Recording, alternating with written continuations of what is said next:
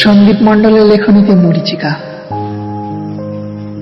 সাদ্দাম, সেদিন তুই বলেছিলি মরুভূমিতে মরীচিকা দেখেছিস। আমি বলেছিলাম দূর, মরুভূমি কোনোদিন দেখিনি।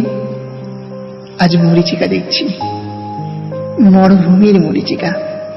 আজ দেখছি সবাই যেন দূরে চলে যাচ্ছে, একেবারে অনেক দূরে। ভাবিনি তো কোনোদিন এইরকমও পরিবেশে মরীচিকা দেখা যায়। যাই, আলবাত যাই। ওই তো মেয়েটা বন্ধুত্ব করতে আসছে। ওই তো মেয়েটা আমার অনেক কাছে চলে এসেছে। ওই তো মেয়েটা প্রস্তাব দিয়েছে আমায়। শুনে খুব কৌতূহল হচ্ছে। আরে মুখ দেখা যাচ্ছে না কেন? ওই মেয়েটা বলে ফেলছে, আমি তোমায় ভালোবাসি, ভালোবাসি, ভালোবাসি। আমি তোমায় ভালোবাসি। সত্যি ভালোবাসো? তবে মুখ দেখাচ্ছ না কেন? তুমি দেখতে চাইছো না তাই।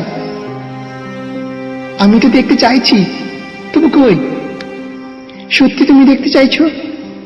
হ্যাঁ, সত্যি তোমায় দেখতে চাইছি। তুমি দেখা দাও আমায়। না না, আজ দেখা দিলে তো হবে না। তুমি অপেক্ষা করো। কত অপেক্ষা করব আমি? আমি তো আর পারছি না। তুমি সত্যি বলছো তুমি আমায় দেখতে চাও? কতবার বলবো? তোমার বিশ্বাস হচ্ছে না বুঝি? না না, সেই রকম কিছু নয়। তবে তুমি কি ভাবছো আমার মন নেই? না না, আমি সেই রকম কিছু বলিনি। তবে তাহলে বলি শোনো, আমি ছায়া মাত্র। আমারও খুব ইচ্ছে হয় প্রেম করার, পারি না জানো।